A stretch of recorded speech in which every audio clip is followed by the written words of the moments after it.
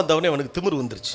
எல்லாத்தையும் அவன் மேலே போடவே மாட்டான், பணத்து மேலே தான் போடுவான். பணம் வந்தவனே ரொம்ப ஆடம்பரம் பண்ணுறார். பணம் வந்த பிறகு அவர் யாரையும் மதிப்பது கிடையாது. பணம் விட இந்த இறக்க குணத்தை பிடுங்கி தின்று விட்டது கிடையாது. பணத்துக்கு எந்த குணமும் கிடையாது, மனிதனுக்கு தான் குணம் இருக்குது. பணம் அவன்கிட்ட என்ன குணம் இருக்கோ அதை வெளியில் காட்டிடும், அவ்வளோதான். அவன் ஏற்கனவே இரக்கமில்லாதவனாக இருந்தால் பணம் வந்த பிறகு அவன் இரக்கமில்லாதவன் என்பது தெளிவாக தெரிஞ்சிடும். ஏற்கனவே அன்பானவனாக இருந்தால் அவன் பணம் வந்த பிறகு எல்லோருக்கும் கொடுத்து உதவுவான், அப்போ ரொம்ப அன்பானவன் தெரிஞ்சிடும்.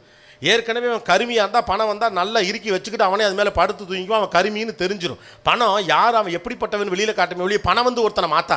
நாமளாக தான் கற்பிதம் பண்ணிக்கிறோம், பணம் வந்து ஒருத்தனை மாற்றுது. பணம் வந்து எல்லாரையும் மாற்றினா இந்த உலகத்தில் தர்மவான்கள் லட்சம் பேர் வந்திருக்கணும், கெட்டவர்கள் லட்சம் பேர் வந்திருக்கணும். எதுவே நடக்கலையே.